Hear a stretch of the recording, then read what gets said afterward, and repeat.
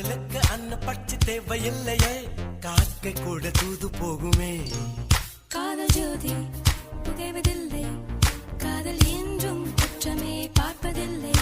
இதில் அற்பமானது எதுவும் இல்லை, இந்த நுட்பம் ஒருக்கு புரியவில்லை. வானும் மண்ணு மாறியே போகும்,